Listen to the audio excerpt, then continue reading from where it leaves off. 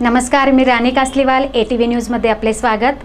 वीज कर्मचारी अभियंते संघटना संयुक्त कृती समितीच्या वतीने विद्युत महावितरण कार्यालयासमोर विविध मागण्यांसाठी एक दिवसीय लाक्षणिक संप पुकारण्यात आला।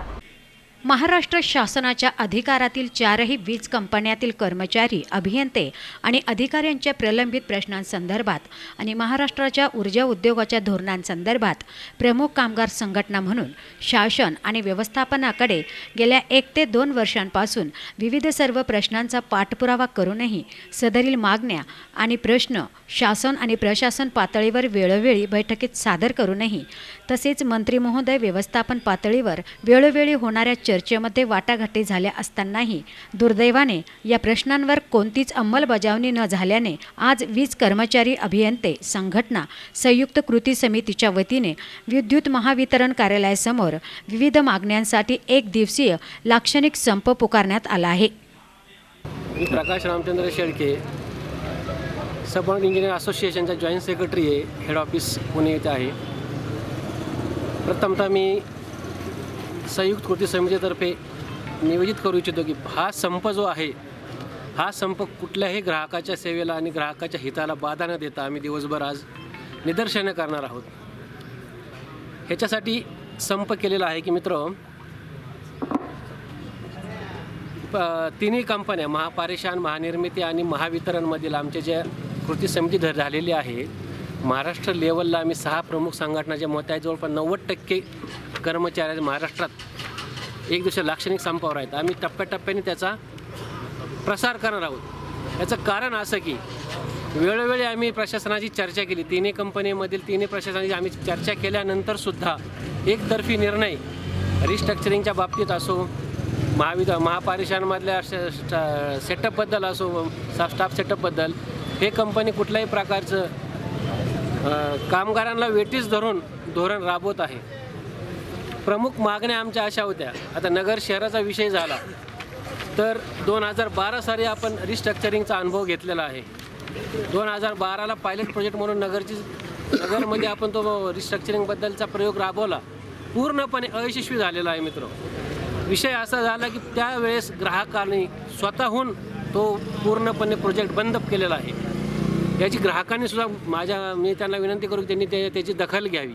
कारण आणि आता इथून पुढेही ते काय करतात, परत पायलट पुणे, भांडूप आणि असे 6 सर्कल महाराष्ट्रातले त्यांनी पायलट म्हणून घेतलेले आहेत। तिथे सुद्धा आता जोरदार निदर्शनं करून आम्ही त्याचा विरोध आणि त्याला हाणून पाडणार आहोत। प्रशासन कुठल्याही प्रकारचं आमचं सहकार्य करत नसून कामगारांच्या हिताला बाधा होईल असंच वागत आहे। दुसरी गोष्ट, ज्यावेळेस आम्ही चर्चेला त्यांच्याकडे जाऊ, ते काय करत आहेत, आज आम्हाला हो करता आणि संध्याकाळी लगेच एक सर्क्युलर काढून मोकळे होतात। महापारेषणमध्ये स्टाफ सेटअपबद्दल तसंच केलं, आम्हाला सांगितलं तुमची एक कमिटी स्थापन होईल आणि त्याबद्दल तुम्हाला आम्ही त्याचा सेटअपबद्दल निर्णय घेण्यात येईल। परंतु ती चर्चा होत असताना इकडे संध्याकाळी दुसरं सर्क्युलर काढून त्यांनी सेटअप लागू केला गेला। जवळपास महापारेषणमधले 1,500 त्यातले 750 अभियंत्याची पदं आणि बाकीच्या लाईन स्टाफची पदं सुद्धा त्यांनी आज ॲबॉलिश केलेली आहेत। त्याच्यामुळं आजच प्रत्येकाला कामगार हा कमी आहे त्या परिस्थितीत आम्ही महाराष्ट्रात सेवा द्यायचा प्रयत्न करतो आणि प्रशासन त्यातनं अजून कमी करून ह्या रिस्ट्रक्चरिंगच्या नावाखाली कामगार कपात करत आहेत। आता पुण्यामधल्या 2 सर्कल त्यांनी पायलटवर घेतलेत। पुण्यामधून जवळपास 1000 तांत्रिक बांधव आणि जवळपास 200-250 इंजिनियर्स हे कमी होणार आहेत। ह्याचा बोजा आता राहिलेल्या कामगारांवर येणार आहेत आणि त्याचा अल्टिमेटली ग्राहक सेवेला त्याचा फटका बसणार आहे। हे ग्राहकांनी कृपया नोंद घ्यावी। या संपूर्ण आता ज्या माहितीसाठी आम्ही त्यांना वेळोवेळी चर्चा केली, परंतु प्रशासन त्याला कुठल्याही प्रकारचे, काल संध्याकाळपर्यंत आम्हाला कुठल्याही प्रकारचा चांगला हिरवा कंदील त्यांनी दाखवला नाही, हिरवे सिग्नल त्यांनी दिलेला नाही। त्याच्यामुळं नाईलाज असतो आम्ही आज दिवसभर पूर्ण महाराष्ट्र हा संपात उतरलेला आहे।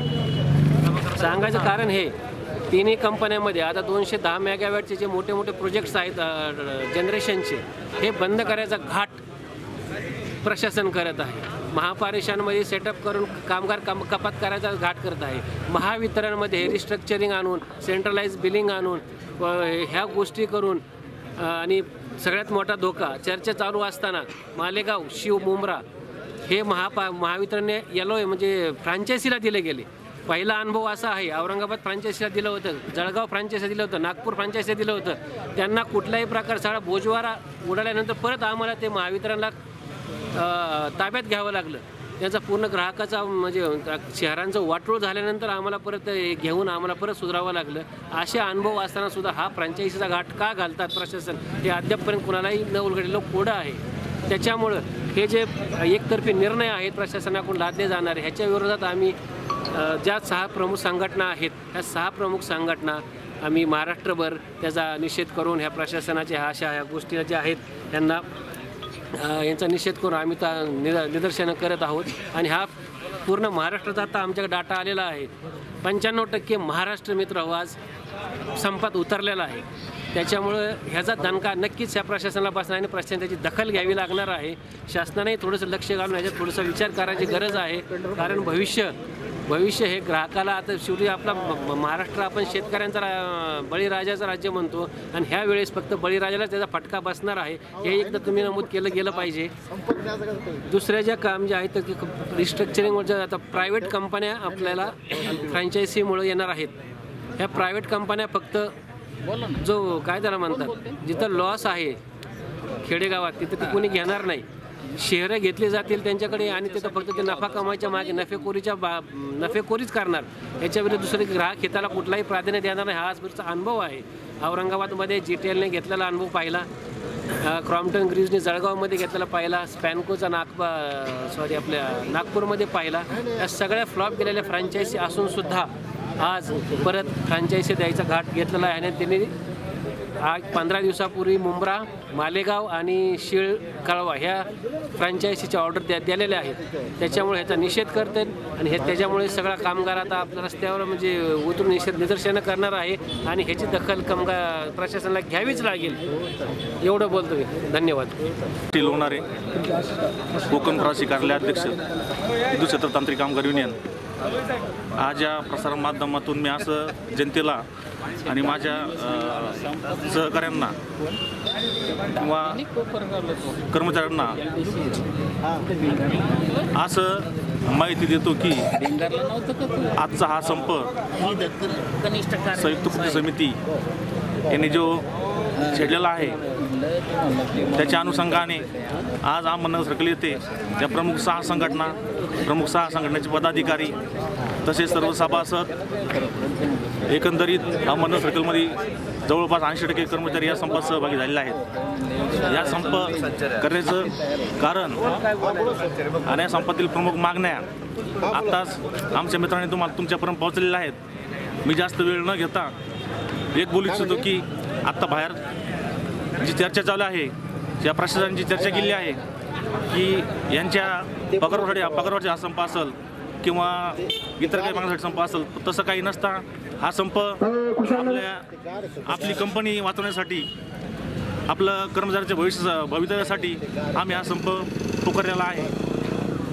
आणि आम्ही हा 1 दिवसाचा संप आज पुकारलेला असून जर आमच्या या 24 तासामध्ये या प्रशासनाने आमच्या मागण्या काही मान्य नाही केल्या तर भविष्यामध्ये आम्ही हा संप बेमुदत संपसुद्धा करू शकतो. मी सतीश भुजबळ, महाराष्ट्र राज्य वीज तांत्रिक कामगार संघटना झोनाध्यक्ष नाशिक, वीज कर्मचारी अभियंता संघटना संयुक्त कृती समितीच्या वतीने महावितरण, महापारेषण, महाजनरेशन या तिन्ही कंपन्याच्या वतीने 1 दिवसाचा लाक्षणिक संप पुकारण्यात आलेला आहे. हा संप पुकारण्यासाठी प्रशासनाने आम्हाला प्रवृत्त केलेलं आहे. वेळोवेळी मीटिंग बोलवल्या, मीटिंगमध्ये भरपूर चर्चा झाल्या, परंतु योग्य मार्ग काय त्यामध्ये निघाला नाही. फक्त आश्वासनं देण्यात आली.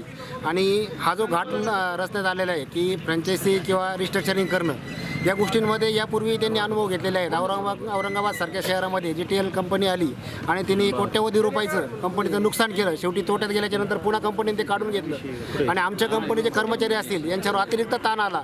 तर जी काही त्यांनी थकबाकी तिथं साठवून ठेवली होती ते वसूल करायला आम्हाला 1.5 ते 2 वर्ष गेले पुन्हा लाईनवर आणायला. मग हे सर्व काही अनुभव असतानाही पुन्हा कंपनी तेच का करते. आता सध्या मोदी सरकारमध्ये परिस्थिती काय का प्रत्येकाला रोजगार उपलब्ध करून द्यावा ही मानसिकता त्यांची आहे. आणि मग जर रोजगार उपलब्ध करून देत असताना हा रिस्ट्रक्चरिंगचा घाट त्यांच्या स्वतःचं शासनात असताना हा घाट का रचला जातोय. 50% कर्मचारी का कमी करण्यासाठी प्रयत्न केले जातो. कारण आजची परिस्थिती पाहिली असता पूर्वी जो कर्मचारी वर्ग होता 1 लाखाच्या आसपास कर्मचारी होते, तेव्हा ग्राहक संख्या ही जी ग्राहक संख्या होती त्याच्या तिप्पट ग्राहक संख्या वाढलेली आहे. मग आज त्यांनी स्टाफ वाढवणं गरजेचं आहे का कमी करणं गरजेचं आहे? आज ग्राहकांना सेवा देत असताना एकच आमचा जो कर्मचारी काम करतोय, लाईट बिल वाटप त्यांनी करायचं, बिल वसुली त्यांनी करायचं, TD कनेक्शन असतील, PD असतील, नवीन कनेक्शन द्यायचं, हा प्रत्येक भार त्या एका कर्मचाऱ्यावर लोडलेला आहे. आणि तो भार कमी करण्यापेक्षा हा जो रिस्ट्रक्चरिंगचा घाट केलेला आहे, यामध्ये उदाहरण जर आता समजा नगरचं घ्यायचं असेल तर 8 ते 10 कर्मचारी फक्त नियुक्त नवीन रिस्ट्रक्चरमध्ये असे केलेत का खेडगावच्या बॉर्डरपासून MIDC पर्यंत त्या लोकांनी फॉल्ट काढायचे. मला एक सांगू इच्छितो मी का ग्राहकांनी ही लक्षात घेणं गरजेचं आहे का ज्यावेळेस तुमच्या घरातली कंप्लेंट एखादी नोंदवली जाईल त्यावेळेस खेडगावमध्ये काम करणारा कर्मचारी तुमच्या घरापर्यंत MIDCला किती वाजता येईल, तुम्हाला किती वेळा सेवा मिळेल, या सगळ्या गोष्टीचा विचार करता हा रोष आज नाही उद्या आमच्यावर येणार आहे व अतिरिक्त ताण आमच्यावर वाढणार आहे.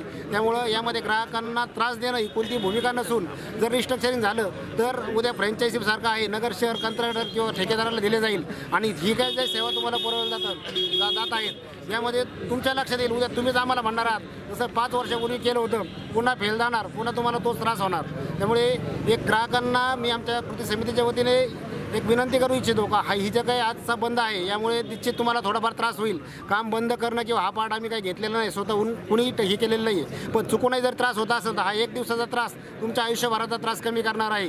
आणि प्रशासनाने जर आमच्या कृती समितीचं जे आंदोलन पुकारलेलं आहे आज 1 दिवसाचं, यामध्ये प्रशासनाने जर ठोस भूमिका आज जर घेतली नाही तर निश्चित आमची जी कृती समिती आहे, महाराष्ट्रामधील वरिष्ठ पदाधिकारी आहेत, ते बेमुदत संपाचं हत्यारूपात शिवर राहणार नाही व त्यावेळेची परिस्थिती ओढवली जाईल त्याला पूर्णपणे प्रशासन जबाबदार राहील. कारण आडमुठेपणाच्या या धोरणांमुळे प्रत्येक कर्मचारी आता पिळून निघत आहे आणि संघटना एवढे एकत्र आल्याच्या नंतर आज पूर्ण महाराष्ट्रामध्ये तुम्हाला परिस्थिती दिसून येईल तर पूर्ण ठिकाणी बंद आहे. फक्त कर्मचाऱ्यांनी तुम्ही जर आर्थिक मागण्या जर तुम्ही पाहिल्या असेल तर 1 रुपयाची आर्थिक मागणी आमच्या कर्मचाऱ्यांनी यामध्ये केलेली नाही का पैसा आम्हाला वाढवून पाहिजे, पण कामाचा अतिरिक्त ताण एक जणाची काहीतरी कॅपॅसिटी असते कामाची, त्यापेक्षा 4 पट 5 पट जर तुम्ही कामं देणार असाल तर तो कर्मचारी काम कसं करील, ग्राहकाला सेवा कशी देईल. या भूमिकेमुळे आम्ही एकत्र आलेलो आहोत आणि एकत्र आल्यानंतर ही जी भूमिका आम्ही बंद करण्याची घेतलेली ही फक्त आजपर्यंत जरी 24 तासाची असेल तर यापुढची संघटनेची भूमिका ही आक्रमकपणे घेतली जाईल आणि बेमुदत संप हा पुकारला जाईल.